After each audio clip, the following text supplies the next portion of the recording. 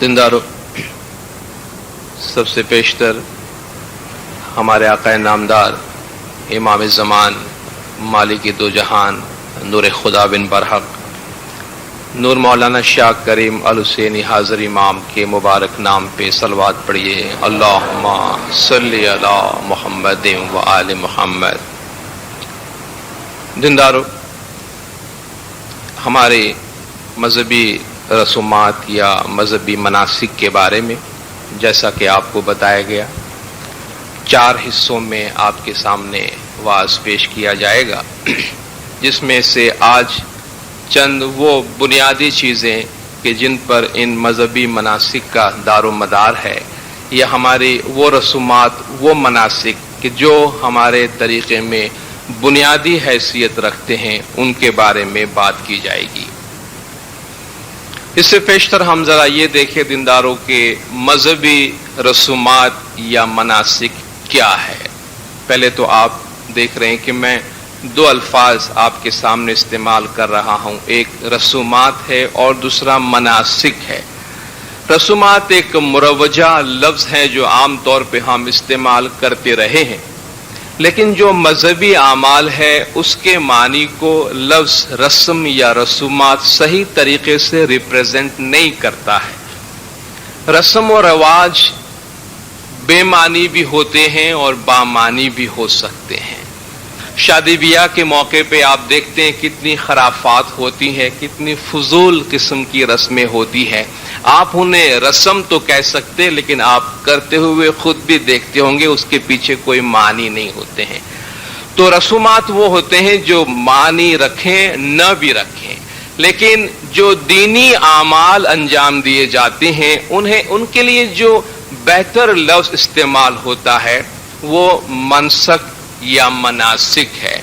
پیغمبروں نے جو دعائیں مانگی، حضرت ابراہیم علیہ السلام اور اسماعیل علیہ السلام نے خداوند تعالیٰ سے قرآن حکیم میں ہے کہ انہوں نے دعا مانگی جب وہ خانہ کعبہ کی تعمیر فرما رہے تھے کہ وہ ارینا مناسکنا، اور آپ ہمیں ہمارے مناسک بتائیے، اے خدا تو ہمیں ہمارے مناسک بتا، یعنی ہمارے مراسم عبودیت، ہم کس طرح اپنی عبادت بندگی اور بندہ اور خدا کے درمیان جو رشتہ اور تعلق ہے اس کا اظہار کرے، اس اظہار کا جو طریقہ ہے اے خدا وہ تو ہمیں بتا۔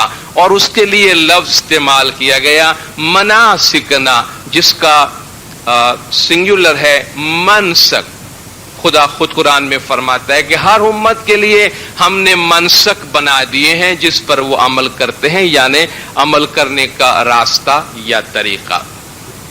تو بندہ اور خدا کے درمیان جو رشتہ ہے جس پر مذہب کی بنیاد ہے، مذہب کیا ہے؟ مذہب خدا اور بندے کے درمیان ایک تعلق اور اس تعلق کے اظہار کا ذریعہ ہے۔ مذہب میں جتنی بھی چیزیں ہوتی ہیں وہ مین اور گاڈ، خدا اور بندے کے درمیان ایک لنک کی وجہ سے ہے۔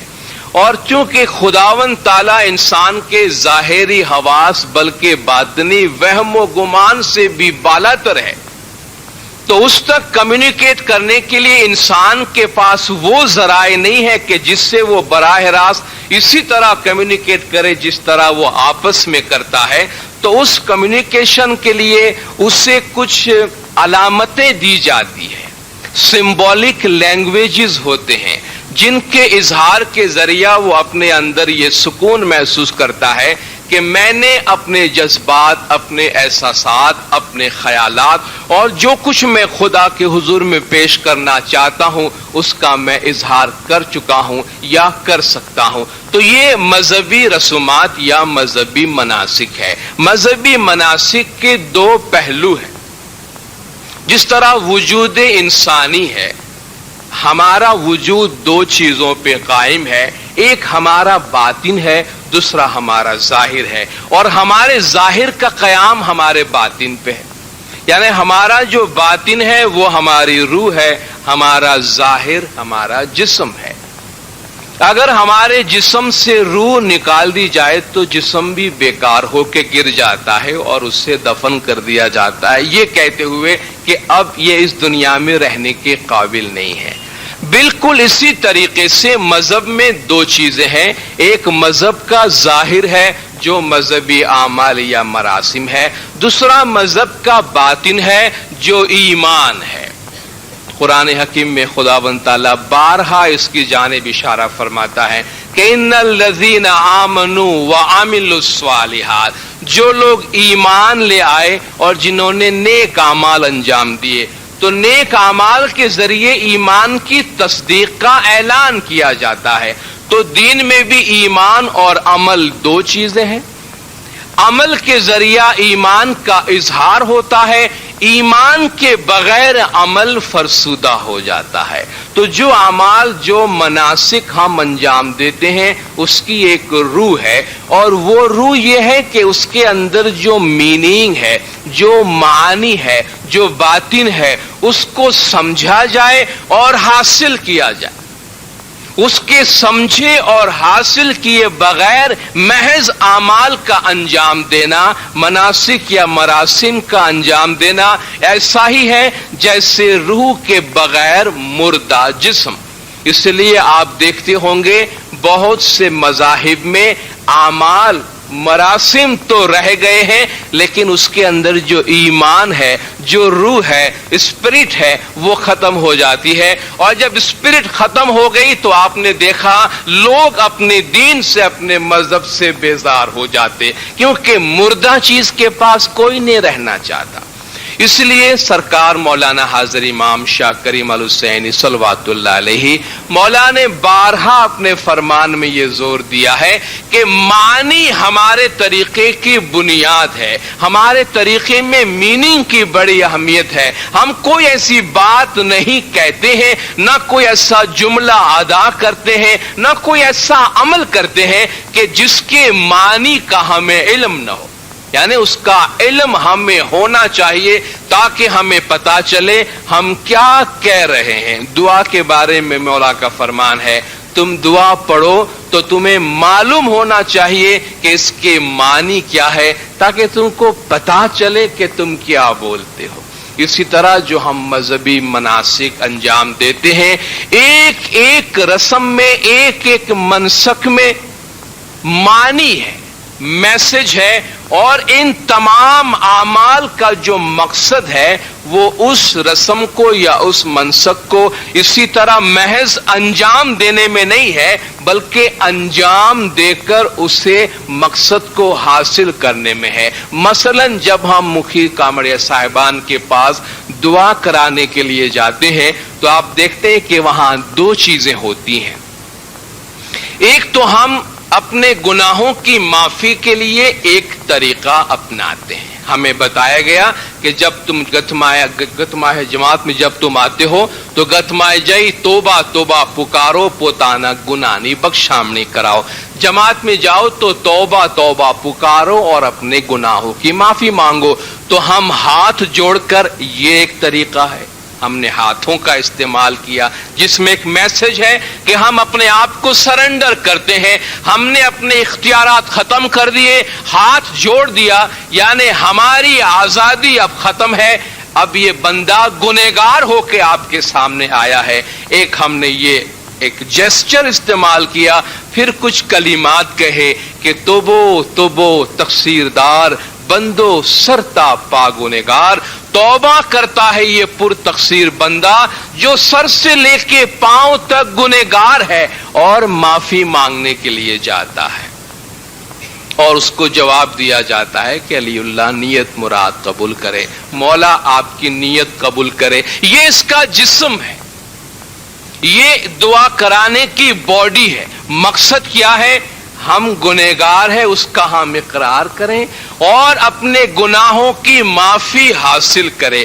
اگر ہم محض رسمی طور پہ وہاں گئے ہیں اور جو کچھ ہمارا مکالمہ ہوا سب رسمی طور پہ ہوا، نہ ہمارے دل میں گناہگاری کا کوئی احساس ہے، نہ معافی دینے کا کوئی خیال، تو یہ ایک مردہ جسم رہ جاتا ہے جس کا کوئی فائدہ نہیں ہے۔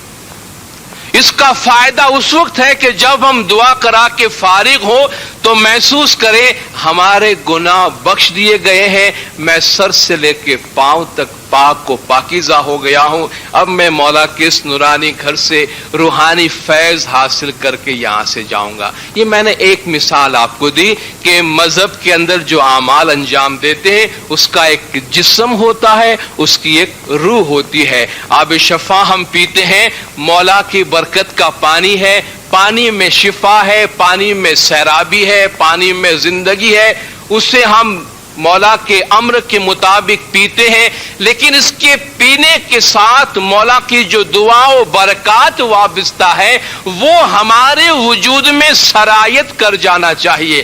اگر میں پیالی کو محض اس لیے اٹھا کر پیتا ہوں کہ میرے والدین نے مجھے کہا کہ تمہیں ایسا کرنا چاہیے، نائٹ سکول میں میرے ٹیچرز کہتے ہیں کہ ایسا کرنا چاہیے، اس لیے میں نے پیا اور پی کے روانہ ہو گیا، تو وہ اگر معنی معلوم نہیں اور معنی کے اثرات حاصل نہیں کیے تو وہ محض باڈی ہے، سول نہیں ہے، اسپرٹ نہیں ہے۔ اور ہم جو چیز کرنا چاہتے وہ یہ کہ ہمیں ان مناسک کے ظاہر میں انوالو ہو کے نہیں رہ جانا چاہیے، بلکہ جو مقصد ہے اس کو حاصل کرنے کی کوشش کرنی چاہیے۔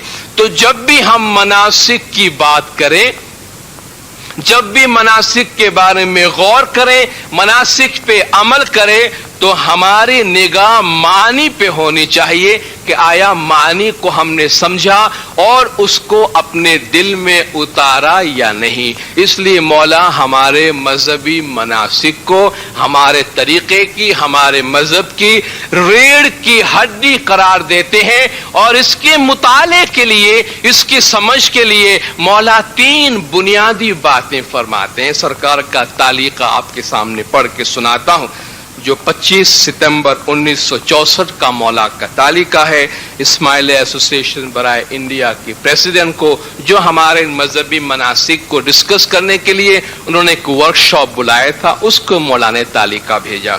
مولا فرماتے ہیں the ceremonies and customs which you will be discussing are the backbones of our faith۔ جو سیریمنیز اور کسٹمز، جو مراسم رواج جس کا آپ مطالعہ کرنے والے ہیں، جن پہ آپ بحث کرنے والے ہیں، وہ ہمارے مذہب کی ریڑھ کی ہڈی ہے۔ جس طرح ریڑھ کی ہڈی پر ایک انسان کا قیام ہوتا ہے، انسان کا بیک بون مضبوط ہو تو وہ سیدھا کھڑا ہوتا ہے، کمزور ہو جائے، اس میں زخم آ جائے تو انسان سیدھا نہیں کھڑا رہ سکتا۔ اسی طرح مولا فرماتے ہیں یہ ہمارے جو مراسم ہے، ہمارے طریقے کی ریڑھ کی ہڈی ہے۔ And for this reason your discussions should be guided by clear thinking, restraint and above all faith۔ اس لیے آپ کے یہ ڈسکشن، آپ کے مباحث 3 چیزوں سے ہدایت یافتہ ہونے چاہیے۔ کون کون سی بات؟ سب سے پہلی کلیئر تھنکنگ، آپ کی سوچ ان چیزوں کے بارے میں بالکل صاف اور واضح ہونی چاہیے۔ دوسری بات برداشت، ضبط، یہ نہیں کہ بھائی تم یہ کام کرتے ہو یہ غلط ہے، میاں میں جو کہتا ہوں وہ صحیح ہے، اور اس کے لیے کسی کے طریقے یا کسی کے رواج کے بارے میں برداشت کی قوت نہ ہو، جو عام طور پر فینیٹکس کا انداز ہوتا ہے، یہ جو کہتے ہیں سب غلط ہے، میں جو کچھ کہتا ہوں وہ صحیح ہے۔ مولا فرماتے ہیں مذہبی مناسک کے ڈسکشن میں کلیئر تھنکنگ، ریسٹرینڈ، ضبط، برداشت، تیزی سے جلدی میں آ کر کسی چیز کے بارے میں فیصلہ مت کر دو، برداشت کرو، سمجھنے کی کوشش کرو۔ اینڈ ابو آل فیتھ، سب سے بڑی بات ایمان۔ کسی کو ٹوکنے سے پہلے یہ مت کرو یہ غلط ہے، بت پرستی ہے، فلان ہے، ڈھمکا ہے، انلیس کہ اس کے بارے میں کوئی فرمان ہو۔ اپنی سوچ کے مطابق مجھے کوئی چیز نہیں اچھی لگتی ہے اس لیے میں کسی اور سے کہہ دوں مت کرو یہ ایسا، مولا فرماتے ہیں ایمان سے ہدایت حاصل کرو اور دیکھو کس شخص کو کس چیز پر ایمان ہے، کون کس چیز سے سیٹسفیکشن حاصل کرتا ہے۔ اور مذہب کا مقصد یہ ہے کہ امام زمان मुरीदों के ईमान को फरोग देना चाहते हैं, ईमान में इजाफा करना चाहते हैं, इसलिए सोच में बहुत ही वुसअत होनी चाहिए, न ये कि उसमें कुंद ज़हनी या कम फहमी हो। आगे मौला फरमाते हैं, I am sure you will never forget that our faith is based on thousands of years of history. मौला फरमाते हैं, हम चाहते हैं, हमें यकीन है कि आप नहीं भूलेंगे कि हमारा तरीका, हमारा मजहब हजारों सालों की तारीख पर मबनी है, and that we should learn from history, और ये कि हम तारीख से सीखेंगे, हमें तारीख से सीखना चाहिए, and not to think that our past is of no use to us now, और हम ये न सोचें कि बस अब हमारे माजी का हमारे पास कोई काम नहीं है, हमारे माजी का अब हमारे लिए कोई इस्तेमाल नहीं है, कोई यूज नहीं है, and that it can therefore be rejected, abbreviated और ऑल्टर्ड। यह माजी की बातें हैं, बहुत पुरानी हो गई है, इसलिए या तो हम इसको छोड़ दें, रद्द कर दें, या अपनी मर्जी के मुताबिक कतोबुरीद कर दें, कुछ बढ़ा दिया, कुछ घटा दिया, या उसमें जहां जी चाहा हमने कमी कर दी। मौला ने फरमाया, ऐसा मत सोचना, तारीख को सामने रखो और तारीख से सीखो। मौला के फरमान के मुताबिक ये हमारे तरीके की रीढ़ की हड्डी है, इसलिए इसकी सही तरह बजावरी और सही तौर पे समझना हम सब के लिए बहुत जरूरी है। हमारे जो मजहबी मरासिम है या मजहबी मनासिक है या मजहबी आमाल का ढांचा है, वो इस तरह है कि उसमें दीनदारों, जिस तरह एक इमारत है, इमारत में पहले बुनियाद डाली जाती है, उस पे इमारत खड़ी होती है, कुछ चीजें बुनियादी होती है, या जैसा कि एक दरख्त है, एक दरख्त की जड़ें होती है जिसमें फिर तना और शाखें होती है। तो जो बुनियादी चीजें हैं, जड़ें या फाउंडेशंस है, ऐसी 2-3 चीजें हैं। जिस तरह एक दरख्त को दरख्त बनने के लिए बीज बोया जाता है, तो सबसे पहले तो तरीका का बीज बोया जाता है। उस तरीके के बीज बोने से मुरीद और इमाम के दरमियान एक ताल्लुक, एक रिश्ता बनता है। उसके बाद मुरीद और इमाम के रिलेशन के बेसिस पे ये सारे इमारत बनती है। वो जो बीज है या पहली बुनियाद है या पहली ईंट है, वो मुरीद और मुर्शिद का रिश्ता है, जो बैअत के जरिया कायम होता है। जब एक इस्माइली बच्चा पैदा होता है तो जितनी जल्द मुमकिन हो उसे जब इजाजत मिले तो हम जमात खाने ले आते हैं और उसको इमाम ज़मान की बैयत करवाते हैं। बैयत तारीख़ इस्लाम में रिवायतें मौजूद है, कुरान हकीम में खुदावंद ताला ने इसके बारे में इरशाद फरमाया। लफ्ज़ बैयत चंद मरतबा इस्तेमाल हुआ, लेकिन मीसाक और आहद की बेशुमार आयतें कुरान में है, जिससे पता चलता है कि खुदा और बंदे के दरमियान कौल और करार है। पहला बयान कुरान में आलम अरवा का है, जहां अलस्तु बि रब्बिकुम कह के खुदा ने रूहों से वचन लिया, वादा लिया, क्या मैं तुम्हारा परवरदिगार नहीं हूं। पीर फरमाते हैं कि दुनिया में आने से पहले रूह दूसरी मर्तबा यानी गिरभावास में वाचा देती है, यानी शिक में मादर में रह के वो खुदा को वचन दे के रूह बाहर आती। हो जिरे प्राणी गिरभावासनी वाचा संभाड़ो, हो जिरे भाई रे अने कोल ते कायम जीना पाड़ो। गिरभावासनी वाचा, शिक में मादर में जो तुमने कौल दिया उसको पूरा करो, अने कौल ते कायम जीना पाड़ो। साचू सिदक मन राखो आपणो, अने पंजभू ने तमे वारो। सच्चे रास्ते पे रहो और 5 बुराइयों को रोके रखो। लेकिन पीर फरमाते हैं, ए जी कौल दईने जीवड़ो बार निसरियो, तो माया देखी ने जीवड़ो भूलो। कौल तो दिया, लेकिन जब दुनिया में आया तो पीछे एक बड़ी दीवार खड़ी हो जाती है, माजी की तरफ एक पर्दा पड़ जाता है, पीछे की कोई बात याद नहीं रहती, इसलिए समझते हैं बस यहां से हम शुरू हुए हैं और यहीं पे खत्म हो जाएंगे, इसलिए पिछली बातें याद नहीं रहती। उसकी याद दहानी करवाने के लिए अंबिया, अइम्मा, पीर, बुजुर्गान दीन आते हैं जो जिक्र की बात करते हैं, और जिक्र के मानी है याद दिलाना। कहते अंबिया, अइम्मा जो भी आते हैं बातें वही पुरानी करते हैं, क्योंकि हकीकत तो एक ही है, जो रियलिटी है वो वक्त के साथ, जमाने के साथ बदलता नहीं है। तो जो वचन आलम अरवा में दिया और फिर शिक्म मादर में दिया, दुनिया में आने के बाद अगर एक मुरीद जमाने के इमाम की इमामत को और उनके इख्तियारात को तस्लीम करता है तो उसके लिए वचन देता है, और ये वचन ये है कि या मौला मैं आपकी ऑथोरिटी को तस्लीम करता हूं। मौला ने फरमाया आप हमें बैयत देते हैं तो आप हमारा तरीका कबूल करते हैं, आप हमारा दीन कबूल करते हैं।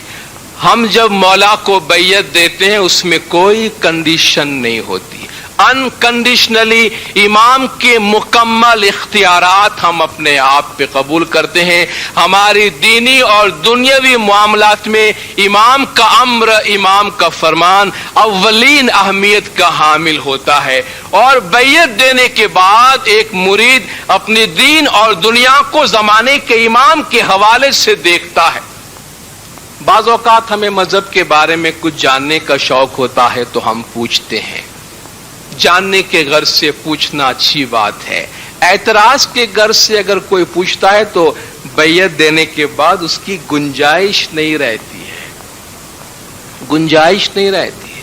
आज बहुत से लोग पूछते हैं भाई हमारा तरीका ऐसा क्यों है, हम ये क्यों करते हैं, ये क्यों नहीं करते हैं, इमाम हमें ये क्यों नहीं करवाते हैं और ये क्यों करवाते हैं। मजहब के बारे में शुकूक व शुबहात पैदा होते हैं। मौला के हुजूर में जब ऐसी इसी किस्म की बातें रखी गई कि या मौला जमात के कुछ तबकात के दिल में ऐसे सवालात उभर रहे हैं, तो मौला ने जो इरशाद फरमाया उसका खुलासा ये है, मौला ने फरमाया ऐसा मालूम होता है कि इनको बैयत के मानी नहीं समझाए गए हैं, ऐसा मालूम होता है कि इनको बताया नहीं गया है कि बैयत क्या चीज होती है। एक दफा अगर एक शख्स बैयत देने के बाद इमाम की ऑथोरिटी को कबूल करता है, मौला ने फरमाया तुम कबूल होते हो या मौला हमने आपका दीन इख्तियार किया है, आप जो देंगे वो हम लेंगे, और ये कोई एक तरफा रिलेशन नहीं है, दो तरफा है। इमाम ने फरमाया आप हमारे वचन अपने सर पे रखते हैं, हम भी आपको कॉल देते हैं, अगर आप हमारे फरमान पे अमल करेंगे, आप बैयत पे कायम रहेंगे दुनिया में, तो हमारा कॉल भी आपको है कि दूसरी दुनिया में भी हम आपको नहीं छोड़ देंगे, वहां हम आपका हाथ थामेंगे, अपने साथ रखेंगे। जिस तरह इस दुनिया में आप हमारी रहमत के साए में हैं, उस जहान में भी आप हमारी रहमत के साए में रहेंगे। यहां आप हमारे वचन पे चले तो हम आपको कॉल देते हैं कि दूसरी दुनिया में हम आपका हाथ थामेंगे। तो बैयत का ये कौल व करार है। एक दफा अगर इमाम के इख्तियारात को कबूल करते हैं, उसके बाद अपनी तरफ से और कुछ सोचने और कहने की गुंजाइश बाकी नहीं रहती। तो बैयत के जरिया दीन में तरीके में दाखिल होने के बाद दो फंडामेंटल आमाल ऐसे हैं जिससे अंजाम देना इसलिए जरूरी है कि उससे अंजाम देकर ही कोई शख्स बुनियादी तौर पर इस्माइली कहलवा सकता है। ये दो चीजें ऐसी हैं जिसके बारे में मौला का फरमान है कि जो इन पे अमल नहीं करता वो हमारा मुरीद नहीं है। उसमें पहली चीज दुआ है, दूसरी चीज दसौन है। ये हमारे मजहब की बुनियाद है। मौला ने फरमाया 3 वक्त की दुआ जमात में जाकर जमात के साथ पढ़ना और इमाम का हक दसौन माले वाजिबात अदा करना। मौला के 48वें जामे का एक तालीक का आपके सामने पेश करता हूं। टू ऑल ट्रू स्माइल्स, मौला का तालीका है 5 फरवरी 1948 का। اور تمام سچے اسماعیلیوں کے نام. لوگوں کو شاید دعا دسون کے بارے میں کچھ غلط فہمی ہو گئی یا کچھ منڈلیاں شروع ہوئی تو منڈلیوں میں داخل ہونے کے بعد شاید یہ سمجھا کہ اب تو ہم اوپر آ گئے ہیں, اب یہ دسون وسون سے ہمارا کیا لین دین. تو مولا نے ان کو یہ تعلیقہ بھیجا, to all true Ismailis, all mandlis such as 5-12 saal and my spiritual children of other mandlis should not forget that the Sond is the foremost of all duties, and without it there is no foundation. Just as without dua, even 2 minutes each time, there is no foundation for other prayers. تمام حقیقی اسماعیلیوں کے نام تمام منڈلی والوں کو اور تمام دیگر روحانی بچوں کو یاد رکھنا چاہیے, نہیں بھولنا چاہیے کہ دسون ہماری تمام فرائض میں اولین فرض ہے اور اس کے بغیر کوئی بنیاد نہیں. جیسے کہ دعا, پھر بھلے آپ 2 منٹ کے واسطے بھی پڑھیں, لیکن جس طرح دعا کے بغیر کسی اور عبادت کی بنیاد نہیں, اسی طرح دسون کے بغیر مذہب کی بنیاد نہیں. جب بھی کہتے ہیں بھئی جماعت خانے میں آ کے دعا پڑھیں, کہتے ہیں کیا روز روز آ کے دعا پڑھنے کی ضرورت ہے. دینداروں, یہ تو منیمم ہے, کم از کم ہے جو ہم کر سکتے ہیں. زندہ رہنے کے لیے ہم روزانہ کھانا کھاتے ہیں یا ہفتے میں 1 دن کھاتے ہیں یا صرف چاند رات کو کھانا کھاتے ہیں. جس طرح ہمارے کھانے کا انداز ہے نا دینداروں, اگر اتنی سی مہربانی ہم اپنی روح کے ساتھ کر دیں تو باقی کچھ کہنے کی ضرورت نہیں رہے. صرف اتنی گزارش ہے, جتنی فکر پیٹ کی کرتے ہیں جو ختم ہو جانے والا ہے, سارا وجود ختم ہو جائے گا. جتنی فکر محض پیٹ کی آگ بجھانے کے لیے ہم کرتے ہیں, اس کا 8واں حصہ بھی اپنی روح کی تڑپ بجھانے کی کوشش کرے تب بھی بہت ہے. کیونکہ میں نہیں کہتا کہ اتنی فکر کرے, کیونکہ ہمارے پاس ٹائم نہیں بچے گا. ہم تو نیند سے اٹھنے سے لے کے سونے تک بلکہ خواب میں بھی پیٹ ہی پیٹ کی فکر کرتے ہیں.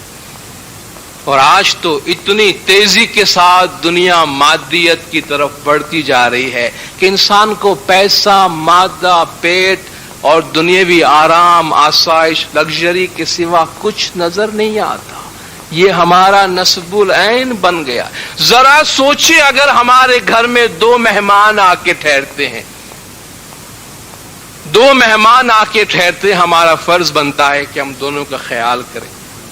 اس میں سے ایک کو تو ہم کھلا کھلا کے دمبا بناتے ہیں, اور دوسرا بیچارہ کونے میں پڑا ہے, اس کو ہم ایک دانہ بھی نہیں دیتے, پانی کا آدھا گلاس بھی نہیں دیتے. تو ہمارے لیے شرم کی بات نہیں ہوگی؟ اور جس کو ہم کھلا رہے ہیں وہ شاید ڈاکو نکلے کہ ڈاکہ مار کے جائے. وہ بندہ شریف ہے جو ایمانداری کرے گا, وفاداری کرے گا, جس کو ہم نے بھوکا رکھا. یہ ہم 2 چیزوں کے ساتھ آئے ہیں, کایا اور آتما دونوں کے ساتھ. اپنے آپ سے سوال کریں, کتنا ہم اپنے باڈی کو کھلاتے ہیں اور کتنا اپنے سول کو کھلاتے ہیں, کتنا اپنے جسم کو کھلاتے ہیں اور کتنا اپنے روح کو کھلاتے ہیں. اور یہ یاد رکھیے گا, 100 برس لگی جیوڑا بندے, آخر مرنا بھی ہوئی 50 سال 60 سال انشاءاللہ مولا فرماتے ہیں 70 80 90 سال دنیا میں جیو گے, پھر مر جانا ہے.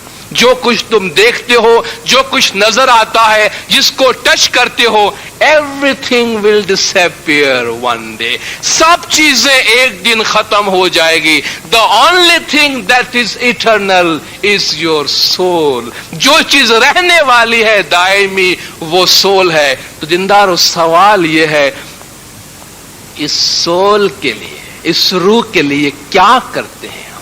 منیمم 3 وقت کی دعا 6-7 منٹ کے لیے دینے کی ضرورت ہے.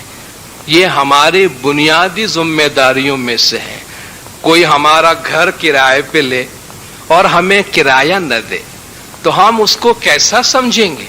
بڑا بے ایمان ہے، ہم نے پوری زندگی خدا سے کرائے پہ لی ہوئی ہے، کیا دیا ہم نے؟ شکرانے کے دو جملے کہنے کے لیے بھی ہمارے پاس نہیں ہے۔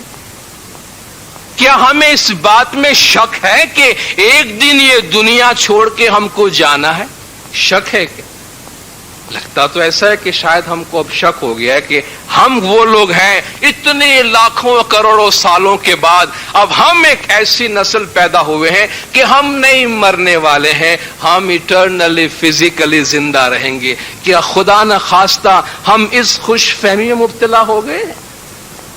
اگر میری بات کا یقین نہ آئے تو 10 سال 20 سال 40 سال 50 سال کے بعد 100 سال کے بعد، مولا سب کو لمبی عمر دے، برا مت مانیے گا دیندارو، 100 سال کے بعد دیکھ لیجئے گا ہم میں سے کون یہاں زندہ رہتا ہے جو شاید زندگی کو اس طرح بنا کے رکھے ہیں کہ بس یہی سب کچھ ہے، یہاں رہنا ہے، یہی کھانا پینا ہے۔ اگر ہم مانتے ہیں کہ ایک دن ہمیں جانا ہے تو جس چیز کے ساتھ ہم جائیں گے یہ وہ مسافر اور وہ مہمان ہے جو اس وقت قحط کا شکار ہے، اس وقت بھوکا ننگا ہے، اس کے پاس کچھ بھی نہیں ہے، جو ہماری روح ہے۔ مولا نے فرمایا گزشتہ 13 صدیوں میں ہمارے روحانی بچوں نے روحانیت پر مادیت کو ترجیح دینے کی غلطی نہیں کی ہے، اور اس غلطی کو کرنے کا یہ وقت بھی نہیں ہے۔ کم از کم دن میں 2 دفعہ اپنے آپ کو خدا کا بندہ ثابت کرنے کے لیے اپنا سر اس گھر میں آ کے جھکائے کہ خدایا بہت مصروف ہوں لیکن پھر بھی 2 مرتبہ آ کے تیرے سامنے جھک جاتا ہوں تاکہ بالکل نالائق ثابت نہ ہو جاؤں کہ تیرے پاس بالکل آتا نہیں۔ کم از کم صبح شام جماعت کے ساتھ آ کر عبادت بندگی دعا میں شامل ہو اور اپنے آپ کو بندہ ثابت کرے، خدا کا بندہ ثابت کرے۔ تو پہلی ذمہ داری دعا، دوسری ذمہ داری دسون مال واجبات، امام کا حق۔ جو لقمہ ہم کماتے ہیں اپنے ٹیبل پہ جا کے کھانا کھائے، آج رات کو یہ پریکٹس کر کے دیکھیے گا، ایک لقمہ اٹھا کر اپنے منہ میں ڈالنے سے پہلے اپنے آپ سے ایک سوال کیجیے گا، یہ جو لقمہ میں کھا رہا ہوں یا اپنی اولاد کو کھلا رہا ہوں یہ حلال کا ہے کہ نہیں؟ یعنی میرا حق ہے یا مارا ہوا ہے، چرایا ہوا ہے، ڈاکہ ڈالا ہوا ہے، بے ایمانی سے کمایا ہوا ہے؟ آپ کہیں گے یہ کہاں سے آ گیا بندہ آج کے دور میں 1991 پاکستان کراچی کے شہر میں ایمانداری کی بات کرنے آیا ہے روزی کے لیے؟ آپ میں سے کتنے لوگ آتے ہیں جو کہتے ہیں، آج ایک عام سوال ہے مشنری صاحب، آج کے دور میں کوئی ایمانداری کی کمائی ممکن بھی ہے؟ کیا آپ ہم سے یہ سننا چاہتے ہیں کہ ہاں ممکن نہیں اس لیے آپ جو بھی کرے کرتے رہیں، کوئی بات نہیں مولا بیٹھا ہے؟ کبھی ہم آپ کو ایسا نہیں بولیں گے۔ سچ سچ ہے، جھوٹ جھوٹ ہے۔ 1000 سال پہلے جو سچ تھا وہی آج سچ ہے، اور 1000 سال کے بعد وہی سچ رہے گا۔ 1000 سال کے بعد جو حرام اور جھوٹ تھا وہ آج بھی حرام اور جھوٹ ہے، اور 1000 سال کے بعد وہ حرام اور جھوٹ رہے گا۔ آپ کسی کا مال 1000 سال پہلے چوری کرتے یا 1000 سال بعد چوری کریں گے، اس میں زمانے کا کوئی اطلاق نہیں ہے۔ بے ایمانی ہر دور میں بے ایمانی ہے، ایمانداری ہر دور میں ایمانداری ہے۔ اس لیے اپنی کمزوری کو چھپانے کے لیے امام زمان کی ہدایت یا فرمان کا آڑ لے کر یہ نہیں کہنا چاہیے بھئی زمانہ بدل گیا ہے، بہت سی چیزیں رائج ہو گئی ہے اس لیے بے ایمانی بھی رائج ہو جائے گی، نہیں ہوگی رائج۔ ایک اسماعیلی کی حیثیت سے جب اپنے دکان پہ جائیں، کاروبار کرے، ملازمت کرے، روزی کمائے، تو اپنے آپ سے پوچھئے گا میں وہ ہوں جو حاضر امام کا روحانی بچہ ہوں، جس کے پاس زندہ امام ہے، نبی کے گھر سے میرا رشتہ ہے، میں جو روزی کما رہا ہوں میرے شایہ نشان ہے، میرے امام کے شایہ نشان ہے کہ اس کا روحانی بچہ ایمانداری سے کماتا ہے یا بے ایمانی سے کماتا ہے۔ حالات کیسے ہوں، ایک معاشرے میں سب لوگ جھوٹ بولتے تو کیا ہم بھی جھوٹ بولیں گے؟ सब कुएं में गिरते, हम भी कुएं में गिरेंगे। मुमकिन है दीनदारों हमारी जो ख्वाहिशात हैं उन्हें पूरी करने के लिए ईमानदारी से रास्ता न निकलता हो, लेकिन जरूरतें पूरी करने के लिए ईमानदारी के रास्ते बहुत हैं। चूंकि जरूरतें बड़ी लिमिटेड है, आज बहुत सारी गैर जरूरी चीजें, ख्वाहिशात की पूरी दुनिया हमारे लिए जरूरी बन गई है। हालांकि जिंदा रहने के लिए बहुत थोड़ी सी दुनिया बंदे के लिए काफी होती है। खुदा ईमानदारों को रास्ता बताता है। मुनिवर मुनिवर तो सब कोई कहावे, पर मुनिवर नो भेद न जाने कोई। जे आप गाड़ी गुरनी वाचा पाड़े, भाई साचा मुनिवर सोई।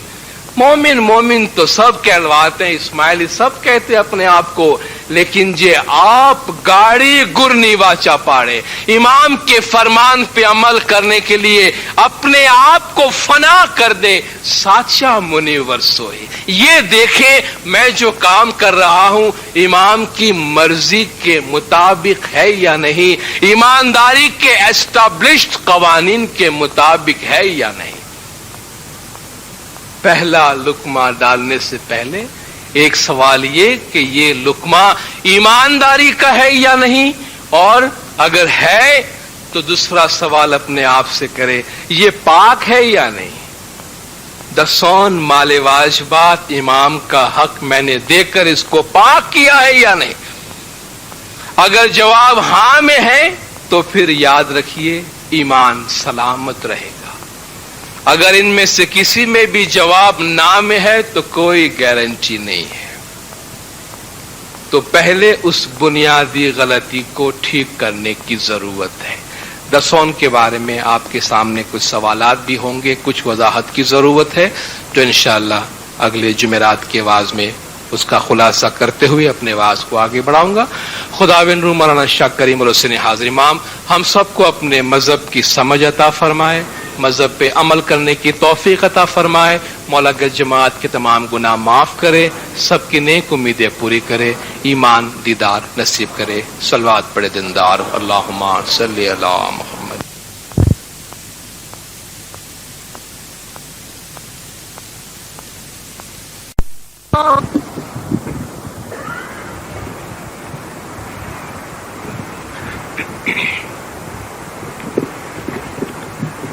दिनदारों, सबसे पेशतर हमारे आका नामदार इमाम ज़मान मालिक दो जहान नूर खुदाविन बरहक नूर मौलाना शाह करीम अल हुसैनी हाज़िर इमाम के मुबारक नाम पे सलवात पढ़िए। अल्लाहुम्मा सल्ली अला मुहम्मदिन व आले मुहम्मद। दिनदारों, गुज़िश्ता आवाज़ में मैंने दसौन का बयान शुरू किया था, जिसमें रिज़्क़ हलाल की मैंने बात की थी। कुरान हकीम में अल्लाह तबारक व तआला ने जो हमारे माल में से खुदा का हक निकालने का हुक्म दिया है, उसके लिए ज़कात, खुम्स और उश्र का हुक्म है, और सदका का हुक्म भी दिया है। वो भी कहीं कहीं ज़कात के मानी में इस्तेमाल हुआ है। दौर नबवी में हुजूर अकरम सल्लल्लाहु अलैहि वसल्लम सल्लल्लाहु अलैहि ने अपने ज़माने के मुताबिक इसकी तशरीह फरमाई। शिया इमाम इस्माइली अकीदे के मुताबिक ज़माने का इमाम इसकी हर दौर में तशरीह फरमाते हैं कि हर दौर में हमारे हक हलाल की कमाई में से हमें किस तरह दसौन माले वाजिबात अदा करना चाहिए। आज हमारे तरीक़े में सतपंथ तरीक़े में, जिनसे हिंदुस्तान के इस्माइलियों का ताल्लुक़ है, हमारे पीरों की तालीमात के मुताबिक और ज़माने के इमाम के फरमान और इरशाद के मुताबिक हम अपने आमदनी में से 12.5% यानी 8वां हिस्सा दसौन के तौर पर ज़माने के इमाम को पेश करते हैं। ये 12.5% किस तरह बनता है, हमारे पीरों ने इसका भी खुलासा फरमाया कि दसौन 10वीं पाती कहिए। दसौन का तो मतलब ही होता है 10वां हिस्सा। दसौन 10वीं पाती कहिए, दसौन 10वां हिस्सा है। ایچے نرجینو آہار وہ امام کا حق ہے، امام کی خوراک ہے۔ چالیو گرمکھے آلیے پیری مریدی نو ایچے وہوار، باقی 40واں حصہ یعنی 2.5% وہ پیر کا حق ہے۔ تو گویا 10% امام کا اور 2.5% پیر کو دیا جاتا تھا۔ آج چونکہ امامت اور پیراتن دونوں زمانے کے امام کے ساتھ ہے، امام آج امام بھی ہے اور پیر بھی ہے، اس لیے ہم امام کا اور پیر کا دونوں حق امام کو دیتے ہیں، اس طرح 12.5% دیتے ہیں۔ جو ایسے اسماعیلی ہے جن کا تعلق ہندوستان سے نہیں ہے، مثلا بدخشان کے، ایران کے یا سیریا کے، وہاں 10% ہی دیا جاتا ہے تاکہ آپ کو غلط فہمی نہ ہو یا اس علاقے سے تعلق رکھنے والے کسی ہمارے دیندار بھائی کو اس کے بارے میں غلط فہمی نہ ہو۔ ان کے علاقے میں جو 10% دسون دینے کا رواج ہے ان کے لیے اسی کا اطلاق ہوتا ہے، کیونکہ باقی جو 2.5% پیر کا حق ہے ان کے علاقے میں وہ دوسرے طور پہ دیے جاتے ہیں، دوسرے طور پہ خرچ کیے جاتے ہیں۔ تو خواجہ اسماعیلیوں کے لیے، ستپنتھی اسماعیلیوں کے لیے امام کا حق اور پیر کا حق امام زمان کو جاتا ہے، باقی علاقے میں امام کا حق 10% دسون کے طور پہ دیا جاتا ہے۔ خداوند تعالیٰ نے حق حلال کی کمائی میں سے دسون دینے کا، زکوٰۃ دینے کا، خمس دینے کا حکم دیا۔ ہمارے پیروں نے اس سے دین کی بنیاد قرار دی۔ آشا جی، دسوند ونا دین نہ جانو، پھل سوہی نہ پھلے، موڑ سوکاتے نہ پھل، سروے سوکانے سوکاتے ڈاڑو ایڈا۔ دسون کے بغیر دین نہیں ہے۔ دسون دین کی بنیاد ہے۔ تھوڑ دسون دیو مورا بھائی تو موڑے موڑ سمائے، پچھے دھرم ویرا تمہیں کرجو تو ڈاڑے ڈاڑ سمائے۔ پہلے بنیاد کو مضبوط کرو، باقی مذہبی اعمال شاخوں اور پتوں کی طرح ہے۔ دسون نہ دیدھی کریا کی دھی، ستی ہوا اپار، دسوند کارن اونچو نہیں چڑھیو، تینے آوی دیدار نکھوٹ۔ دسون نہیں دی ہے، باقی بڑا ستی ہوا، پارسا ہوا، بڑے نیک اعمال انجام دیے، لیکن دسون کی وجہ سے، دسون نہ دینے کی وجہ سے اس کی روحانی ترقی کی راہ میں رکاوٹ آئے گی۔ انسان جو خوراک کھاتا ہے اس کی مثال ایسی ہے جیسے زمین میں ایک بیج بویا جاتا ہے۔ اگر خوراک حلال اور پاک ہے تو گویا اچھا بیج بویا گیا جس سے نیک خیالات اور نیک اعمال جنم لیتے ہیں۔ جس آدمی کی کمائی پاک اور صاف ہے اور وہ دسون دیتا ہے، اسے فرمان بردار بننے کی کوشش کرنے کی ضرورت نہیں پڑتی ہے۔ کیوں؟ اس لیے کہ وہ خود بخود فرمان بردار ہو جاتا ہے۔ جس طرح ایک دیا ہے، اس میں آپ تیل ڈالیں گے تو وہ دیا روشن ہوگا، اس میں پانی ڈالیں گے تو دھواں نکلے گا۔ جو غلط ناجائز کمائی ہے وہ دیے میں پانی ڈالنے کے برابر ہے، جس سے اعمال اچھے نہیں ہوتے، اندھیرا ہی اندھیرا ہوتا ہے۔ جس کے اعمال، جس کی کمائی اچھی ہے، اس کے دل میں نور سے، اس کی روح سے نورانی روشنی پیدا ہوتی ہے، جس سے وہ خود بخود فرمان بردار بنتا ہے، اس کے اعمال خود بخود اچھے ہوتے ہیں۔ اس لیے جب کبھی پچھلے زمانوں میں لوگ زمانے کے امام کو اپروچ کرتے تھے کہ یا مولا ہمیں دل میں اندھیرا پیدا ہوتا ہے یا شک پیدا ہوتا ہے یا روشنی نہیں ہوتی، تو امام اس سے جو چند سوالات پوچھتے تھے دعا بندگی کے بارے میں، اس میں یہ سوال بھی ہوتا تھا کہ تمہاری کمائی کیسی ہے، دسون دیتے ہو یا نہیں دیتے ہو۔ تو دسون دینے سے مال حلال کمائی کے بعد پاک ہوتا ہے، اور پاک خوراک کھانے سے انسان کا خون پاک ہوتا ہے۔ جب یہ خون گردش کرتا ہے جس سے انسان کے خیالات بنتے ہیں تو خیالات پاک ہوتے ہیں۔ جب خیالات پاک ہوتے ہیں تو انسان کے اعمال خود بخود پاک ہو جاتے ہیں۔ اس لیے علامہ اقبال نے کہا، اے طائر لاہوتی، اس رزق سے موت اچھی۔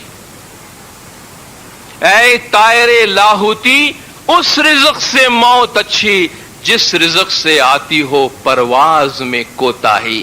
طائر لاہوتی روحانی پرندہ یعنی روح کو کہتے ہیں کہ ایسے خوراک کھانے سے، ایسا رزق کھانے سے مر جانا اچھا ہے کہ جس کے کھانے سے تیری روحانیت کی راہ میں رکاوٹ پیدا ہوتی ہو۔ دسوند کیوں دینا چاہیے؟ اس کے دو پہلو ہے۔ سب سے بڑی بات، پہلی بات یہ کہ دیندار الدین کو چلانے کا ایک ظاہری انتظام ہوتا ہے، مذہب کا، دین کا ایک ظاہری ڈھانچہ ہوتا ہے۔ جس طرح آپ دیکھتے ہیں کہ امامت کی ایک ظاہری صورت ہے، اس ظاہری ڈھانچہ کو، ظاہری انتظامیہ کو چلانے کے لیے اخراجات کی ضرورت پڑتی ہے جو مومنین اپنی طرف سے اس میں ادا کرتے ہیں، جو دسوند ہے۔ مولا نے فرمایا کہ امام کے راج کو چلانے کے لیے مریدوں کے لیے لازم ہے کہ وہ دسوند دے۔ مڈاگاسکر تناناریو میں امام نے فرمایا تھا، پہلے زمانے میں مجھے یاد ہے اس جماعت خانے میں بھی وہ فرمان لکھا ہوتا تھا، سارے جماعت خانے میں 1945 کا وہ فرمان لکھا ہوا تھا گجراتی زبان میں، جو امام نہ حق مال واجبات نتھی آپتا تے وہ امام نہ روحانی راجیہ نہ شترو چھے۔ جو امام کا حق مال واجبات نہیں دیتے وہ امام کے روحانی راج کے دشمن ہے، یعنی وہ اس راج کو چلانے کے لیے جو اپنا کنٹریبیوشن ہے وہ روک لیتے ہیں، تو امام نے فرمایا وہ روحانی راج کا دشمن ہے۔ تم جانتے ہو یہ دنیا کس نے پیدا کی ہے؟ دنیا کا آدھار امام ہے، امام نہ ہو تو ایک پل میں یہ دنیا ختم ہو جائے۔ اس لیے امام کے روحانی راج کو چلانے کے لیے مومنوں پر لازمی ہے کہ وہ دسوند دے۔ مولا نے فرمایا اگر تم کو امام کی ضرورت ہے تو تم کو دسوند دینی پڑے گی۔ ہاں اگر تم کو امام کی ضرورت نہیں ہے تو تمہاری مرضی کی بات ہے، یعنی اگر کوئی شخص دسوند نہیں دیتا تو وہ عملی طور پہ یہ کہتا ہے کہ مجھے امام کی ضرورت نہیں ہے، میرے لیے کوئی فرق نہیں پڑتا کہ مجھ پہ امام کا سایہ ہو یا نہ ہو۔ تو پہلی بات جو دین کا ڈھانچہ ہے، جو امام کا راج ہے، اس راج کو چلانے کے لیے دسوند دینا ضروری ہے۔ انہی جماعت خانے کی چیزوں کی طرف اشارہ کر کے مولا نے ان لوگوں کے لیے فرمایا تھا کہ جو دسوند نہیں دیتے ہیں، امام کا حق نہیں دیتے، قوم کے جو اخراجات ہوتے ہیں اس کو برداشت نہیں کرتے، مولا نے فرمایا جو دسوند نہیں دیتے اور جماعت خانے میں آتے ہیں، جماعت خانے کی چیزوں کا استعمال کرتے ہیں، شادی غمی میں جماعت خانے کی فیسلٹیز کا استعمال کرتے ہیں، پنکھا، بتی، پانی، بجلی جماعت خانے کی چیزوں کا استعمال کرتے ہیں، مولا نے فرمایا قیامت کے دن آپ فرمان اٹھا کے دیکھیے گا، مولا نے فرمایا قیامت کے دن یہ پنکھا، بتی، یہ چٹائی تمہاری گردن پکڑیں گی۔ مولا نے اپنا ہاتھ اپنی گردن کی طرف لے جا کے فرمایا کہ تمہیں گردن سے پکڑے گی اور حساب طلب کریں گی کہ تم نے امام کا مال استعمال کیا لیکن اس میں اپنا حق ادا نہیں کیا۔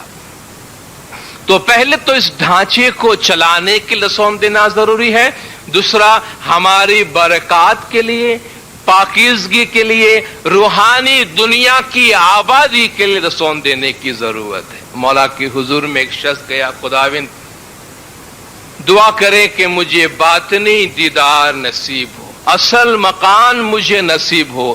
امام نے فرمایا البتہ ملے گا، اگر تمہاری دعا اور دسوند دونوں برابر ہے تو دل میں روشنی بھی ہوگی، نور بھی ملے گا، اصل مکان بھی تم کو ملے گا۔ مولا نے دکھ کا علاج بتایا، بہت سے لوگ جو کہتے ہیں بھی پریشان ہے، دکھی ہے، امام نے فرمایا دیکھو آپ ہمارے پاس آتے ہیں اور شکایت کرتے ہیں خداوند دکھ ہے دکھ ہے، ہم آپ کو دکھ کا علاج بتاتے ہیں کہ آپ دسوند دیں، آپ دسوند دیں، اس میں آپ کے لیے آبادی ہے۔ کسانوں کی ملاقات میں ایک دفعہ مولا گئے، کھیڑوت کی ملاقات تھی، مولا نے پوچھا تم میں سے کتنے لوگ قرض دار ہیں؟ کہا خداوند آپ کی بڑی مہربانی ہے، ہم میں سے کوئی قرضدار نہیں ہے۔ سرکار فرماتے ہیں اما کتنی تعجب کی بات ہے کہ تم کسان ہو اور قرضدار نہیں ہو، زمیندار ہو، زمیندار وہ وڈیرے والے نہیں لیکن وہ جو زمین پہ کام کرتے ہیں، کسان ہو، ہاری ہو، قرضدار نہیں ہو۔ دیکھو یہ دسون کی برکت ہے، یہ دسون کی برکت ہے، اس کی وجہ سے تم مقروض نہیں ہو۔ دسون دینے کے بارے میں چند خلاصہ کر لینا ضروری ہے دینداروں، اس کے بارے میں جو سوالات بھی پیدا ہوتے ہیں۔ سب سے پہلی بات دینداروں کہ ہمارے جو بھی ذریعہ آمدنی ہے ان سب میں سے ہم کو دسون دینی چاہیے، یعنی ہمارا بزنس ہو، ہماری نوکری ہو، ہماری کوئی پراپرٹی ہے اس پہ سے ہمیں آمدنی ہوتی ہے، کوئی مکان ہے اس پہ سے ہمیں کرایہ ملتا ہے، کسی سیونگ سکیم میں ہم نے پیسے رکھے اس میں سے ہمیں منافع ملتا ہے، حتیٰ کہ آپ کو کوئی پرائز بانڈ میں سے، کسی لاٹری میں سے، کہیں سے بھی آپ کو کسی قسم کی آمدنی ہوتی ہے، تمام آمدنی میں سے، نیٹ آمدنی میں سے امام کا حق دسون مال واجبات نکالنا ہے۔ نیٹ آمدنی کیا ہے؟ نیٹ آمدنی وہ ہے جو ایک شخص کما کے اپنے گھر لے جاتا ہے۔ مثلا سروس مین جو جاب کرتے ہیں ان کے لیے جو تنخواہ ملتی ہے اس میں سے وہ انکم ٹیکس مائنس کرے۔ یہ مولا کی ہدایت ہے کہ ہم انکم ٹیکس مائنس کر کے پھر جو ہمارے پاس آئے وہ ہم دسون میں دیں۔ اور جو بزنس مین ہے مثلا ایک دکان چلاتا ہے تو ظاہر ہے کہ اس دکان کو چلانے کے جو اخراجات ہے وہ مائنس کرے گا، پھر جو اس کی آمدنی ہے اس میں سے وہ انکم ٹیکس مائنس کرے گا، پھر جو رقم اپنے گھر لے جاتا ہے اس میں سے دسون مال واجبات امام کا حق دے گا۔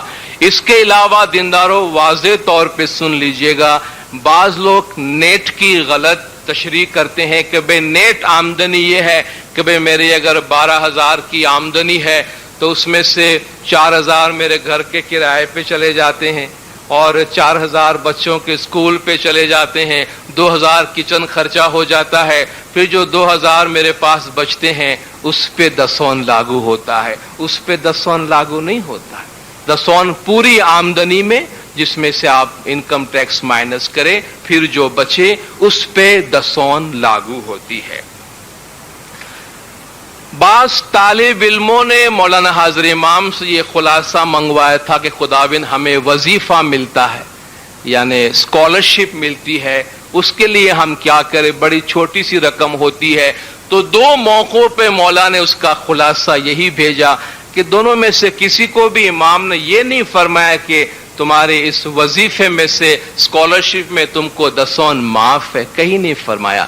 امام نے فرمایا کہ دیکھو ان کو بولو اس وقت بھی اگر وہ ہم کو یاد کریں گے تو ہم ان کو نہیں بھولیں گے کبھی، اور ان سے کہیں، مولا نے فرمایا کہ ابھی اگر دسون نہیں دے سکتے ہیں تو وہ اپنے پاس ایک حساب رکھے کہ کتنا پیسہ ان کو اسکالرشپ کا ملا ہے۔ جب وہ اپنی آمدنی شروع کرے، کاروبار شروع کرے، کمانا شروع کرے تو ان پیسوں کا دسون ضرور دے دے، کیونکہ یہ ہمارے اپنے حق میں بھلائی کے لیے ہے۔ ان آمدنی کے علاوہ جو بھی تحفے تحائف ملتے ہیں، جو بھی گفٹس وغیرہ ملتی ہے، بچوں کو ملے یا بڑوں کو ملے، شادی بیاہ کے موقع پہ ملے، اس میں سے بھی دسون دینا لازمی ہے۔ چیزوں میں سے آپ دسون ہم کس طرح نکالیں اس کا دو طریقہ ہے۔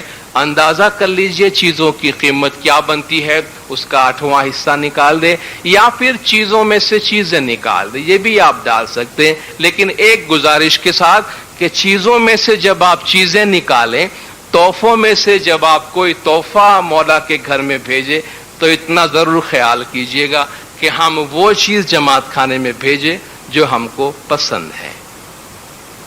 ایسا نہیں ہو کہ ان تحفوں میں سے جو چیز پسند نہیں ہے اور کسی نہ کسی طرح نکالنا تو ہے ہی تو مولا کے کھاتے میں ڈال دیا ہم نے، ایسا نہیں ہونا چاہیے۔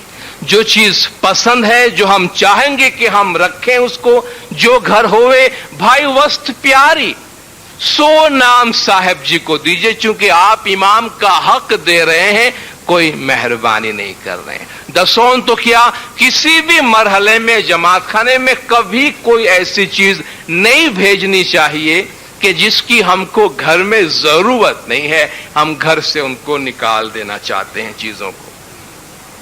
بچے شاید یہ سوال پوچھیں گے، اس لیے میں ابھی سے بتا دوں کہ والدین بچوں کو جو پاکٹ منی دیتے ہیں اس میں سے دسون نکالنا چاہیے یا نہیں نکالنا چاہیے. لازمی نہیں ہے، کیونکہ وہ بچوں کی انڈیپینڈنٹ آمدنی نہیں ہے، وہ اس فیملی کی انکم میں سے ان کو ملتا ہے. لیکن بچوں کی عادت ڈالنے کے لیے یہ بہت اچھی بات ہے کہ جب والدین بچوں کو پیسے خرچی کا دے تو ضرور کہیں کہ اس میں سے آپ دسون نکال دیں، تاکہ دسون کی پریکٹس ہو جائے تو آگے چل کے کوئی مسئلہ نہ ہو. ایسے بزرگان جن کے بچے باہر ہیں اور وہ اپنے والدین کو پیسے بھیجتے ہیں، اگر آپ جانتے ہیں اور آپ کو یقین ہے کہ آپ کے بچے اپنی آمدنی سے دسون نکال کے آپ کو پیسے بھیجتے ہیں تو ان پیسے سے دوبارہ آپ کو دسون ڈالنے کی ضرورت نہیں ہے. جس طرح ایک مرحلے میں اولاد والدین پہ ڈیپینڈ کرتی ہے، اس طرح ایک موقع آتا ہے جب والدین کا اولاد پہ حق بنتا ہے، تو ماں باپ اور اولاد کے آپس میں جو حقوق ہیں ان میں یہ باتیں شامل ہوتی ہے. ایک غلط فہمی یہ ہے کہ ہم جو ناندی لیتے ہیں اس میں جو پیسہ ہم دیتے ہیں اس میں مال مفت آ جاتا ہے اور پیسہ دسون میں جاتا ہے. دسون کے پیسے کو کسی بھی چیز کے ساتھ کنفیوز نہیں کرنا چاہیے. دسون آمدنی میں سے جماعت خانے میں آ کے دے دیں. ناندی میں ایک چیز ہم لیتے ہیں اور اس کی قیمت ادا کرتے ہیں، اس کو دسون میں کسی بھی صورت میں شامل نہیں کرنا چاہیے.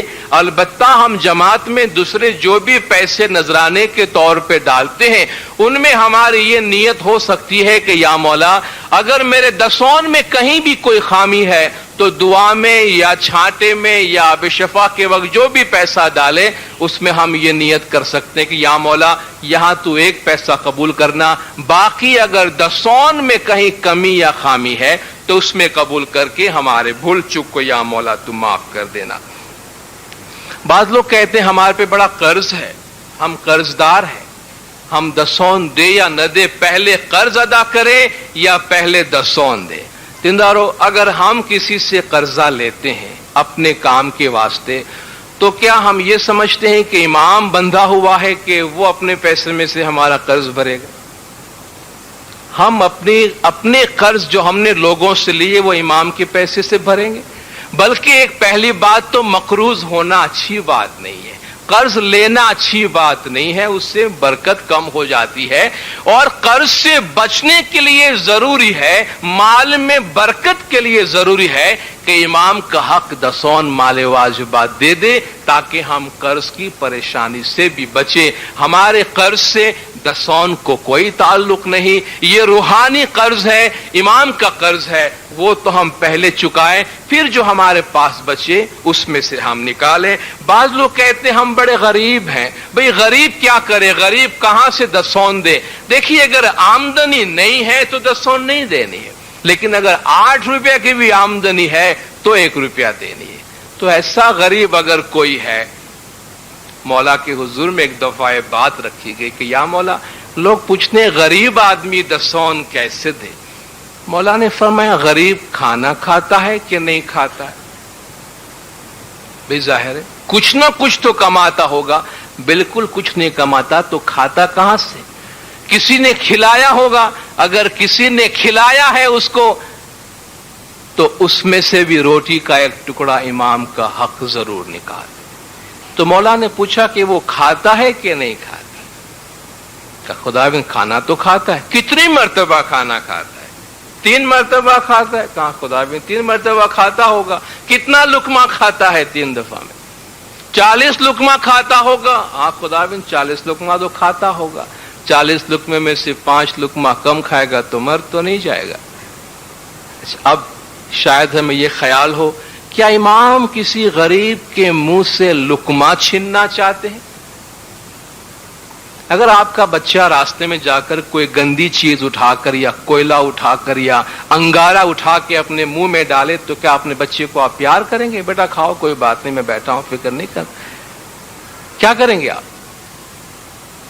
آپ چھین لیں گے بچے کے ہاتھ سے. منہ میں ڈالا ہوگا تو انگلی منہ میں ڈال کے آپ نکال کے باہر کریں گے. بیٹا یہ کھانے کی چیز نہیں ہے, یہ گندی چیز ہے.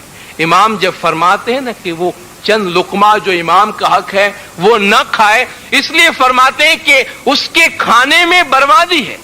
اس لیے مولا فرماتے ہیں کہ جو چند لقمے امام کا حق بنتے ہیں, اگر کوئی کسی کی مہربانی پہ بھی جیتا ہے یعنی کوئی چیریٹی پہ بھی جیتا ہے تو یاد رکھے امام کا حق پورے کے پورا جو کچھ آتا ہے سب نہ کھائے, تھوڑا سا اس میں سے 8واں حصہ امام کا حق دسون مال واجبات کے طور پہ ضرور نکالے, تاکہ جو کچھ وہ کھاتا ہے وہ صاف رہے, پاک رہے اور پوتر رہے.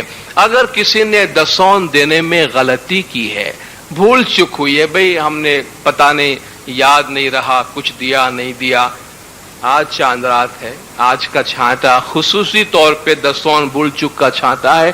مولا نے فرمایا دنیا بھر میں جہاں جہاں اسماعیلی بستے ہیں ہر جگہ دسون بھول چک کا چھانٹا دینے کا حق ہم نے مکھی کامڑیا کو دیا ہے. یہ روایت امام نے فرمایا صدیوں سے چلی آ رہی ہے, 1300 سال سے ہمارے طریقے میں چلی آ رہی ہے. لیکن کافی عرصہ ہو جانے کے بعد اگر یہ بات بھول چکی ہے تو ہم آپ کو یاد دلاتے ہیں. مولا نے فرمایا کہ دسون بھول چک کے چھانٹے دینے کا اختیار مکھی کامڑے صاحبان کو دیا ہے. تو اگر بھول چک ہوئی ہے, معلوم نہیں غلطی ہوئی ہے, تو بخش دیے جائیں گے. اگر جان بوجھ کے نہیں دیا ہے کہ بھئی دے تو سکتا تھا لیکن بس دسون کی اہمیت نہیں معلوم تھی یا پیسے کی محبت زیادہ تھی, ہم نے نہیں دیا, اب دینا چاہتے ہیں, اب کیا کریں؟ تو آئیے مکھی کے پاس جتنا قرضہ جمع ہو گیا اتار دیجیے.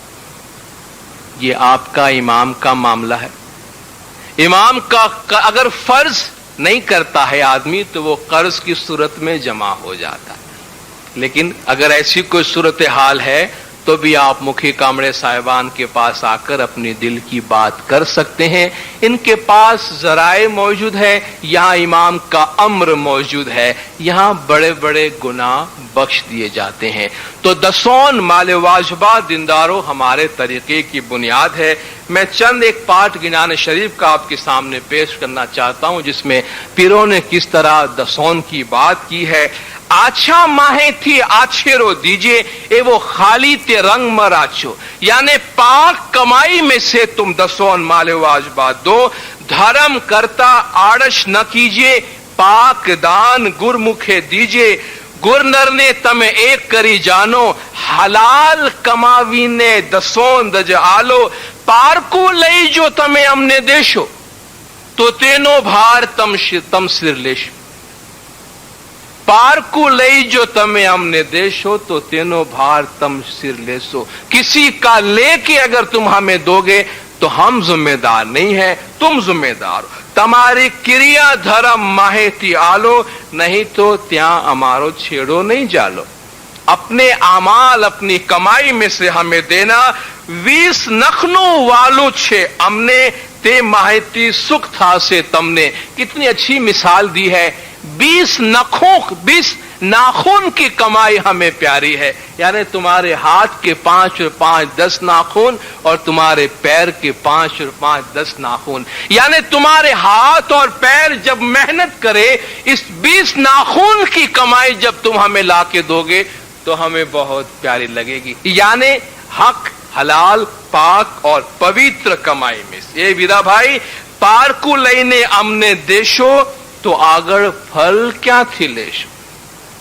دوسروں کا دو گے تو پھل نہیں ملے گا. اے ویرا بھائی میلو مال جو دسون دیشو,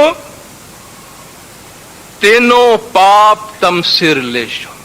میلو مال یعنی میلا مال, گندا مال, گندی کمائی, ناجائز کمائی. صاف صاف الفاظ میں کہہ دیا, جو میلا مال ہمیں دو گے, گندا پیسہ ہم کو دو گے, تو اس کا پاپ تمہارے سر پہ رہے گا, اس کے ہم ذمہ دار نہیں ہیں. دینداروں اب کچھ باتیں اور ہم آگے کرتے ہیں. دسون کے بعد ہمارے پیروں نے جماعت میں جو طریقے ہم کو بتائے دینداروں, اس میں سے ایک طریقہ یہ ہے کہ یہ مولا کا گھر, برکت کا گھر ہے, جہاں ہم صبح شام حاضر ہوتے ہیں.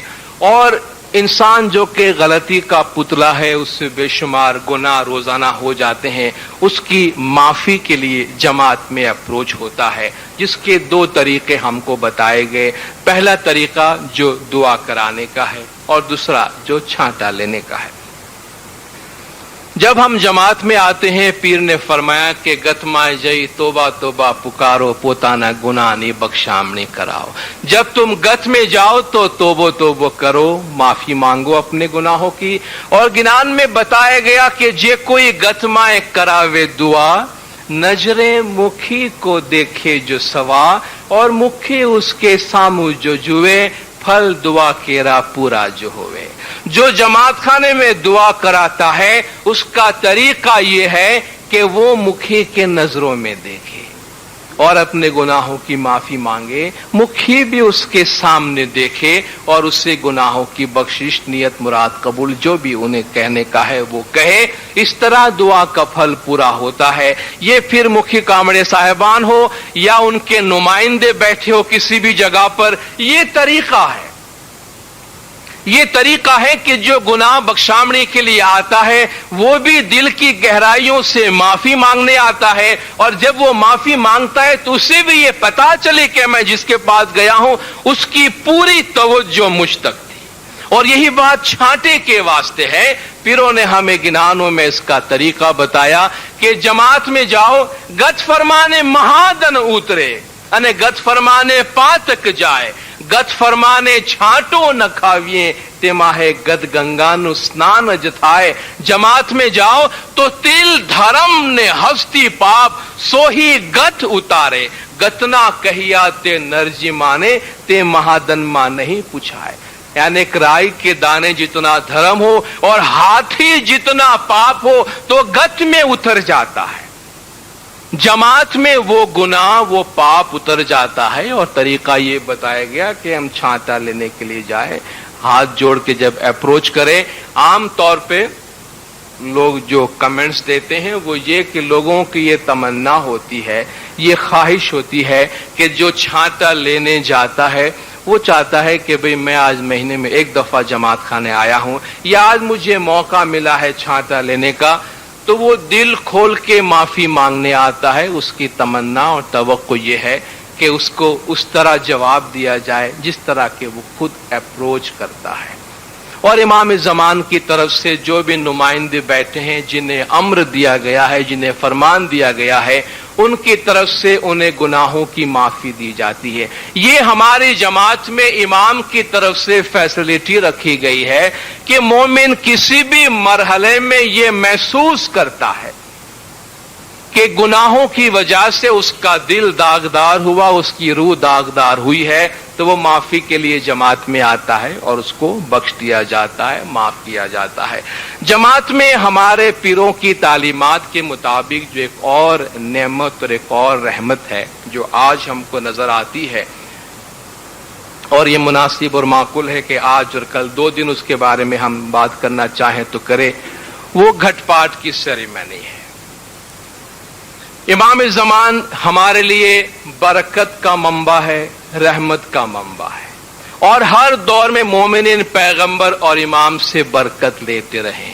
ہمارے پیروں نے جب ہم کو جماعت خانہ بنا کے دیا تو برکت کے حصول کا ایک طریقہ یہ دیا کہ انہوں نے ہمیں گھٹ پاٹ کی سیریمنی دی۔ اس گھٹ پاٹ کو گنان میں کڑش بھی کہا گیا ہے۔ آب شفا کو جو پاک پانی اس سے بنتا ہے اس کو نرمل نور، نرمل نیر، امی جل، پاول، نور، بے شمار اور ناموں سے یاد کیا گیا ہے، جس میں آب حیات اور ہمارے لیے دونوں جہان کی سکون کی بات کی گئی ہے۔ پیروں نے جو طریقہ ہم کو گھٹ پاٹ کا بنا کے دیا، اس دور میں اس کا طریقہ یہ تھا، پیر جس طرح گنان میں فرماتے ہیں کہ جی نر پاؤں دھرے تیاں تھی خاک جلائیے، تینا فرمان تھکی گوڑی کری جی۔ اس زمانے کا طریقہ یہ تھا کہ نر پاؤں دھرے، مرشد کامل امام جہاں پاؤں رکھے، تینو خاک جلائیے، اس سے مٹی اٹھا لو، خاک اٹھا لو، تینو فرمان تھکی گوڑی کریجیے، فرمان کے مطابق اس کی گولیاں بناؤ۔ اے جی تیرے خاک نو نور جب پیجے، جب آپ پیتے ہیں تو وہ نور ہو جاتا ہے. تیرے خاک نو نور جب پیجے، تے پیدھا ونا پاپ نہ جائے. اس خاک کا نور پیو، اس کو پیے بغیر تمہارا پاپ نہیں جائے گا. نیم نام دیا گیا اس کو، نیم نشانی نور نے. یہ جو نیم ہے، گھٹ پاٹ ہے، یہ نور کی علامت ہے، نور کی نشانی ہے. اور اس کے ساتھ ساتھ دینداروں ایک اور چیز آپ کو نظر آتی ہے اسی پاٹ کے اوپر رکھی ہوئی، ایک میٹھی سی چیز، سکرت. سکرت ہم یہاں جرے کے طور پہ لیتے ہیں، لیکن آپ نے دیکھا کہ جب ہم دعائیں مانگتے ہیں یا مفتی صاحب جب دعا مانگتے ہیں تو اس میں ایک دعا ہوتی ہے، یا مولا گج جماعت کو دسون سکرت میں پورا رکھنا. وہاں تو دسون کے ساتھ سکرت کا ذکر ہوا، یہاں سکرت حلوے کے طور پہ ہم کو دی جاتی ہے. گھٹ پاٹ کے ساتھ اس کا کیا ریلیشن ہے، دسون کے ساتھ اس کا کیا ریلیشن ہے؟ دیندارو، سکرت جو ہمارے گنان میں استعمال ہوا ہے، دو معنی میں استعمال ہوا. پہلا مطلب نیک اعمال کے سوک کرتویہ، یعنی نیک اعمال. آگے خداوند پوچھیں گے تم میں کیسی سکرت لے آیا، آگے خدا پوچھے گا تم کیسے نیک اعمال کر کے لائے ہو. ایک سکرت یہ ہے. دوسری سکرت یہ ہے جس میں 5 چیزیں ڈالی جاتی ہے. جی کھیر، کھان، گرت، امرت، بھوجن، اے لاوی سار. یہ 5 وستو بھیڑی کری بھائی تینوں کر جو تھا. کھیر یعنی دودھ، کھانڈ یعنی شکر، گرت یعنی گھی، امرت یعنی آب شفا، اور بھوجن یعنی آٹا، کھانے کی چیز. ان 5 چیزوں کو جمع کر کے ایک تھال بنانا اور یہ تھال امام کو آفر کرنا. ہمارے گنانوں کی تعلیمات کے مطابق دینداروں، ماضی کے زمانے میں، ماضی کے جگوں میں ہاتھی، گھوڑا، گائے اور بکرے کی جو قربانی دی جاتی تھی، اس کے مقابلے میں پیروں نے فرمایا آج کل یگ میں، آج کے زمانے میں ست پنتھ کی جو قربانی ہم تم کو بتاتے ہیں وہ یہ ہے کہ تم کھیر، کھان، گرت، امرت، بھوجن کا تھال پیش کرو، جس سے مراد یہ ہے کہ تم 5 اچھائیاں امام کو پیش کرتے ہو اور 5 برائیوں سے دور رہنے کا وعدہ کرتے ہو. جس طرح خدا نے ہم کو 5 حواس دیے ہیں، دیکھنا ہے، سننا ہے، چکھنا ہے، سونگھنا ہے اور ہاتھ لگانا ہے. یہ جو 5 ہمارے سینسز ہے، جس طرح ان 5 خوبیاں جب انسان کے جسم میں موجود ہو تو اس کا جسم مکمل ہوتا ہے. اس میں سے کسی بھی ایک چیز میں خامی ہو تو جسم اپاہج یا ناقص ہوتا ہے.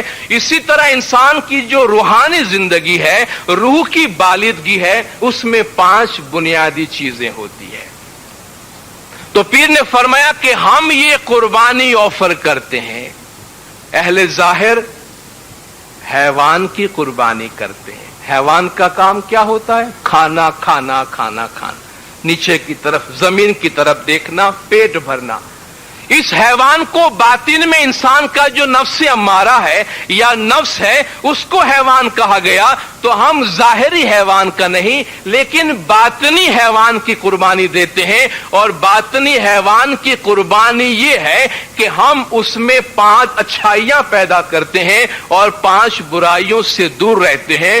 تو کھیر، کھان، گرت، امرت، بھوجن کا یہ تھال امام کو پیش کر کے ہم ست، صبوری، خمیہ، ایمان، ذکر، یہ 5 نیکیاں پیش کرتے ہیں اور وعدہ کرتے ہیں کہ یا مولا کام، کرودھ، لوبھ، موہ، مد، یہ جو 5 برائیاں ہیں، کام نفسانی خواہشات، کرودھ یعنی غصہ، لوبھ یعنی محبت، لالچ، کام، کرودھ، لوبھ، موہ یعنی دنیا پہ عاشق ہونا، اور مد، اہنکار یعنی بڑائی اور گھمنڈ، یا مولا ہم ان چیزوں کو قربان کرتے ہیں.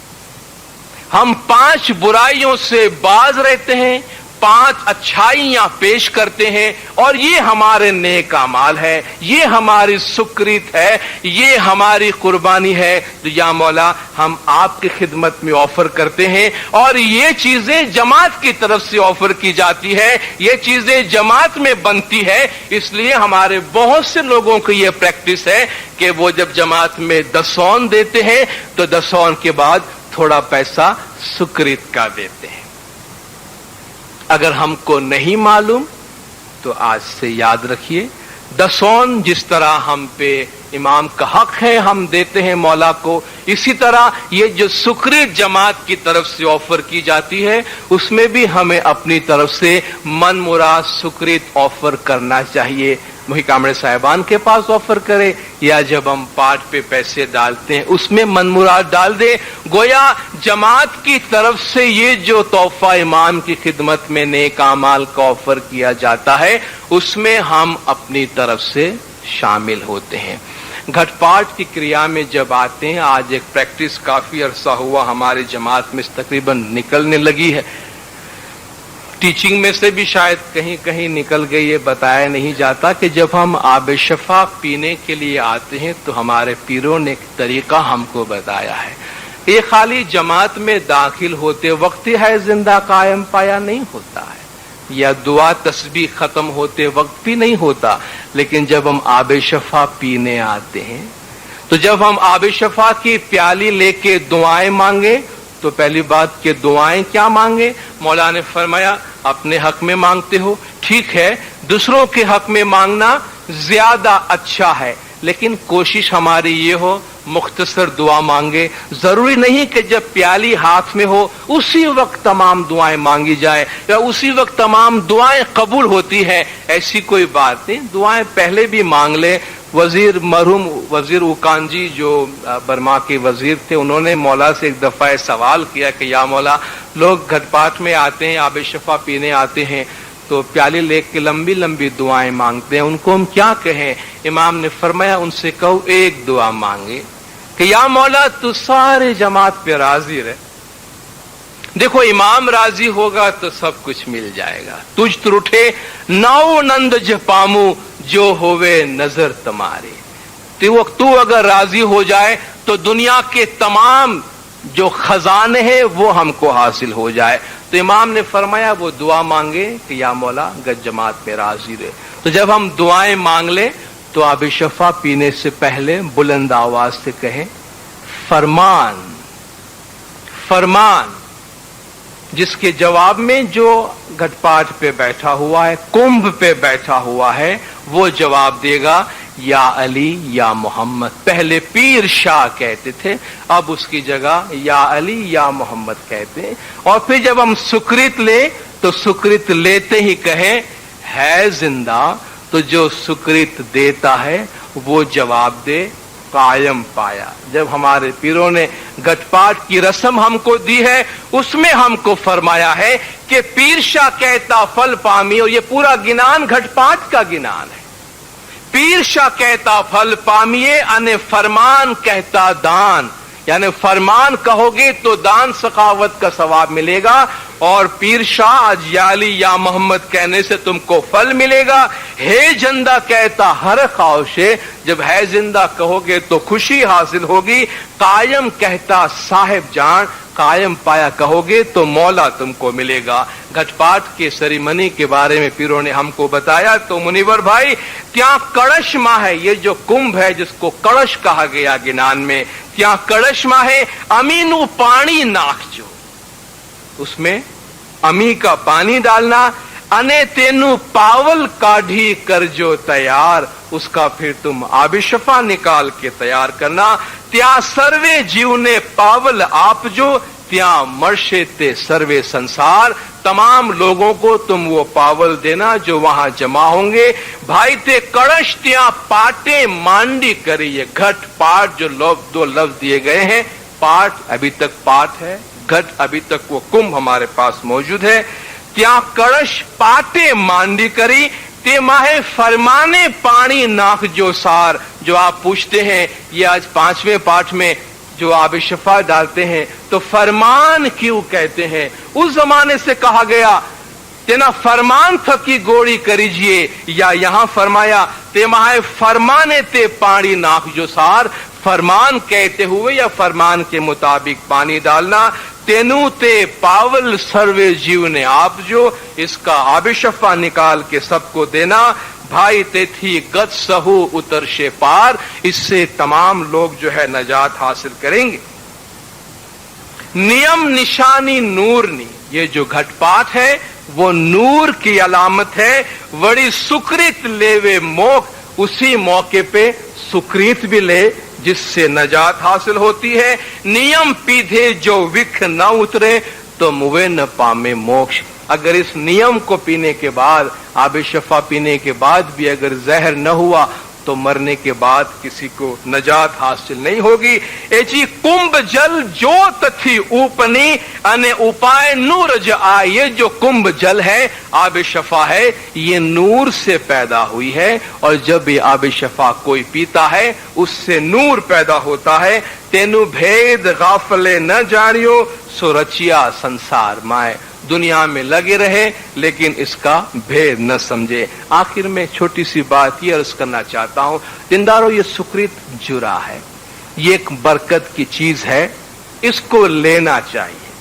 हम भले थोड़ा सा ले, अगर आप अपने शुगर में या घी में कट करना चाहते हैं तो 24 घंटों के हमारे खाने पीने में हम घी तेल पे काफी काबू कर सकते हैं, लेकिन हमारे घी तेल की कटौती सुकृत पे नहीं उतारनी चाहिए। जाकर हम ले, थोड़ा सा भी ले, चखे, जो भी बैठता है उनसे आप कहें ये बरकत की चीज है, सिवाय कि कोई बहुत ही एक्सट्रीम मेडिकल रीजन हो तो और बात है, वरना मौला के घर की बरकत को लेना चाहिए, चूंकि इमाम की तरफ से मिलती है। इमाम की इसमें रहमतें हैं, दुआएं हैं और बरकत हैं। इंशाअल्लाह दीनदारों, बाकी बातें कल आपके सामने पेश करूंगा। खुदा बिन मौलाना शाह करीम रुस्ते हाज़ इमाम गज जमात को अपने मजहब पे अमल करने की तौफीक अता फरमाए, गज जमात के तमाम गुनाह माफ करे, नेक उम्मीदें पूरी करे, ईमान दीदार नसीब करे। सलवात पढ़े दीनदारों, अल्लाहुम्मा सल्ली अला मुहम्मदिन व